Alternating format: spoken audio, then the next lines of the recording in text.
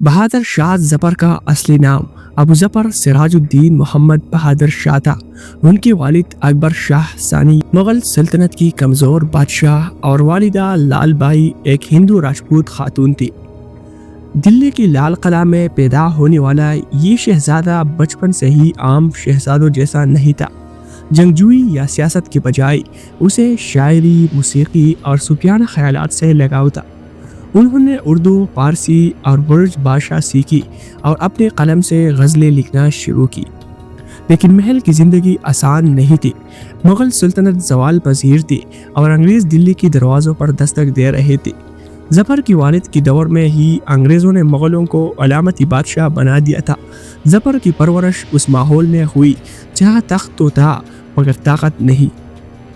1837 में 62 साल की उम्र में बहादुर शाह ज़फ़र तख्त पर बैठी, लेकिन ये कोई शानदार तख्त नशीनी नहीं थी। उनकी वालिद की वफ़ात के बाद अंग्रेज़ों ने ज़फ़र को चुना क्योंकि वो उनके लिए ख़तरा नहीं थी। वो एक शायर थी, कोई जंगजू नहीं। अंग्रेज़ों ने सोचा कि ये बूढ़ा शहज़ादा उनके हाथों में खेलता रहेगा। ज़फ़र के पास न पहुँच थी न खजाना, सिर्फ एक तख्त जो नाम का बादशाह बनाता था। दिल्ली अब मुग़लों की नहीं, ईस्ट इंडिया कंपनी की जागीर बन चुकी थी। ज़फ़र को माहाना वजीफ़ा मिलता था और उनका दायरा लाल किले तक महदूद था। वो बादशाह थी मगर अंग्रेज़ों की कठपुतली। लेकिन क्या ये बूढ़ा शायर हमेशा खामोश रहता? जब ज़फ़र तख्त पर बैठी, मुग़ल सल्तनत का सूरज गुरूब हो चुका था। अंग्रेज़ों ने दिल्ली को अपने कब्ज़े में ले लिया था और ज़फ़र को सिर्फ एक अलामती बादशाह बनाकर रखा। उन्हें माहाना पेंशन मिलती थी। एक बादशाह जो अंग्रेज़ों का पेंशन खोर था, उनके पास न पहुँच थी, न खजाना, न कोई असली इख्तियार। ईस्ट इंडिया कंपनी के अफसर उनकी बास थी। लाल किला अब शाही महल कम और अंग्रेज़ों की चावनी ज़्यादा लगता था। दिल्ली के लोग अब भी ज़फ़र को बादशाह कहते थे मगर ये सिर्फ नाम की बात थी। अंग्रेज़ों ने उन्हें सख्त कवानीन के तहत रखा। न वो महल से बाहर जा सकते थे न कोई बड़ा फैसला कर सकते थे। ज़फ़र की ज़िंदगी माली तंगदस्ती में गुजरने लगी। उनके ख़ानदान के लिए भी खर्चा मुश्किल से पूरा होता था। ये एक ऐसी सल्तनत थी जो कागज़ों में तो जिंदा थी मगर हकीकत में मर चुकी थी। लेकिन क्या ज़फ़र ने उस गुलामी को कबूल कर लिया? आइए देखते हैं उनका दूसरा रुख। तख्त पर बैठकर भी ज़फ़र ने अपना असल जौहर दिखाया। वह बादशाह से ज़्यादा शायर थे। उन्हें शायरी, मौसीकी और सूफियाना ख्यालात से मोहब्बत थी। जब अंग्रेज़ उनके हाथ बांध रहे थे, ज़फ़र अपने कलम से आज़ाद थे। उन्होंने उर्दू और फारसी में गज़लें लिखी जो आज भी दिलों को छूती है।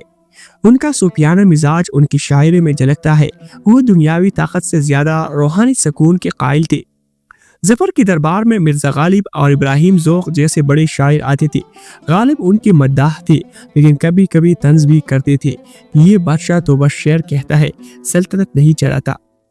ज़फ़र ने गालिब को वजीफ़ा भी दिया जो उनकी अदबी मोहब्बत को दिखाता है। वह मौसीक़ी की शौकीन थे और ख़ुद भी गाते थे। उनका दरबार अब सियासी मरकज़ नहीं बल्कि फ़नून का अड्डा बन गया था। लेकिन ये पुरसुकून ज़िंदगी ज़्यादा देर न चली। 1857 उनके दरवाजे पर दस्तक देने वाला था। मई 1857 में मेरठ से एक चिंगारी उठी। अंग्रेज फौज के सिपाहियों ने बगावत कर दी। वजह थी नई कारतूस जिन पर सूर और गाय की चर्बी के इस्तेमाल का शक था। ये सिपाही दिल्ली पहुंचे और लाल किला के दरवाजे पर दस्तक दी। उन्होंने ज़फ़र से कहा, हमारा रहनुमा बनो, मुग़ल सल्तनत को वापस लाओ। लेकिन ज़फ़र के लिए ये आसान नहीं था। वो 82 साल की थी, कमज़ोर और बीमार। उनके पास न पहुँच थी न वसाइल। वो अंग्रेज़ों से डरती थी क्योंकि उनका सारा वजीफ़ा उन्हीं के हाथ में था। फिर भी सिपाहियों के दबाव और दिल्ली के लोगों के उम्मीदों ने उन्हें मजबूर किया। ज़फ़र ने हिचकिचाहट के साथ बगावत की हिमायत की और ख़ुद को हिंदुस्तान का बादशाह ऐलान किया। उन्होंने एक फरमान जारी किया जिसमें सबको अंग्रेज़ों के खिलाफ लड़ने की दावत दी। लेकिन हकीकत ये थी कि ज़फ़र उस जंग को कंट्रोल नहीं कर सकती थी। बगावत बेतरतीब से फैल गई। सिपाहियों ने दिल्ली पर कब्जा कर लिया। अंग्रेज़ अफसरों को मारा और ज़फ़र सिर्फ नाम का लीडर बनकर रह गई। उनका दिल चाहता था कि ये सब ख़त्म हो मगर अब पीछे हटना नामुमकिन था।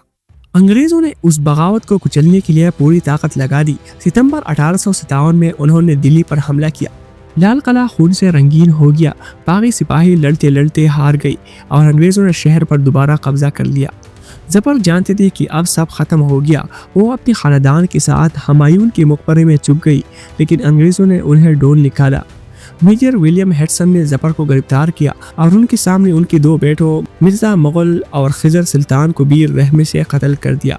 एक बेटे का सर काटकर जफर के सामने पेश किया गया और कहा गया, ये तुम्हारी बगावत का अंजाम है। जफर उस सदमे से टूट गई। उनकी बेगम जीनत महल और बाकी खानदान को भी गिरफ्तार कर लिया गया। सितंबर 1857 में जफर को गिरफ्तार किया गया और जनवरी 1858 में उन पर मुकदमा चला। अंग्रेज़ों ने उन पर बगावत की सरबराही का इल्ज़ाम लगाया। जफर को लाल किला से खींच कर अंग्रेज़ी अदालत में पेश किया गया। एक बादशाह जो अब कैदी था, उनके खिलाफ गवाह लाई गई, लेकिन जफर ने अपना दिफा किया। उन्होंने कहा, मैंने बगावत शुरू नहीं की, सिपाहियों ने मुझे मजबूर किया। अगर मैं उसका लीडर होता तो आज तुम यहाँ न होते। ये तारीखी जुमला उनकी बेबसी को दिखाता है, लेकिन अंग्रेज़ों ने उसे सच नहीं माना और जफर को सबक सिखाना चाहते थे। मुकदमा सिर्फ दिखावा था, फैसला पहले से तय था। जफर को मुजरिम करार दिया गया और सज़ा सुनाई गई, जलावतनी। अंग्रेज़ों ने सोचा कि जफर को हिंदुस्तान से दूर कर देंगे तो मुगल सल्तनत का नाम और निशान मिट जाएगा। अक्टूबर 1858 में जफर को उनकी बेगम जीनत महल और कुछ खानदान के साथ रंगून भेज दिया गया। ये सफ़र तकलीफ देह था। एक बूढ़ा बादशाह बीमार और कमज़ोर समंदर पार एक अजनबी सरजमीन की तरफ बढ़ रहा था। रंगून में उन्हें एक छोटे से घर में कैद रखा गया। कोई शाही प्रोटोकॉल नहीं, कोई दरबार नहीं, बस तन्हाई और गुर्बत। जफर की सेहत गिरती गई। वो अपने वतन से दूर रहने की दर्द में डूब गई। उन्होंने अपनी आखिरी गज़लें लिखी जो उनकी बेबसी को बताती है। उनके खानदान को भी सख्त हालात का सामना करना पड़ा। ये जलावतनी उनकी ज़िंदगी का आखिरी इम्तिहान था। 7 नवंबर 1862 को जफर ने रंगून में आखिरी सांस ली। वो 87 साल की थी, बीमार और तन्हा। उनकी मौत के बाद उन्हें एक सादा कब्र में दफन किया गया, बगैर किसी शाही एजाज़ के। उन्होंने खुद लिखा था, कितना बदनसीब है जफर दफन के लिए, 2 गज ज़मीन भी न मिली कोई यार में। ये शेर उनकी ज़िंदगी का खुलासा बन गया। एक बादशाह जिसे अपने वतन में जगह न मिली, उनकी कब्र कई दहाइयों तक गुमनाम रही, लेकिन 1991 में दरियाफ्त हुई। आज रंगून में उनकी कब्र एक यादगार है, जहाँ लोग उन्हें खराजी तहसीन पेश करते हैं। उनकी मौत ने मुगल सल्तनत का आखिरी बाब बंद कर दिया। जफर की मौत के साथ ही उनका विरसा शुरू हुआ। वो हिंदुस्तानियों के दिलों में बगावत की हीरो बन गई। एक बूढ़ा बादशाह जिसने अंग्रेज़ों के सामने हार नहीं मानी। उनकी शायरी जैसे लगता नहीं है दिल मेरा आज भी गाई जाती है। वो कल्चरल अलामत है हिंदू मुस्लिम इतिहाद और फनून की। उनकी गज़लों ने उर्दू अदब को नई गहराई दी और उनका नाम तारीख में हमेशा जिंदा रहेगा। रात की सयाही में डूबा हुआ मक्का, वही मक्का जिसकी गलियां सदियों से मुक़द्दस कदमों की आहट सुन रहे थे। खाना काबा वही कदीम इबादत गाह जो इब्राहीम और इस्माईल अलैहिस्सलाम ने खालिस तौहीद के लिए तामीर की थी, आज मुशरिकाना रसूम में जकड़ा हुआ था। कुरैश जो इसके निगहबान बिन बेटे थे, दर हकीकत उसकी सबसे बड़े गासिब थे। ये सरजमीन सिर्फ एक शहर नहीं थी, बल्कि तारीख की सबसे अजीम दास्तानों का मरकज़ थी। सदियों से ये एक तिजारती, मजहबी और सियासी मुकाम था। खाना काबा जो एक खुदा की इबादत के लिए बनाया गया था, वक्त के साथ 360 बुतों का मस्कन बन चुका था।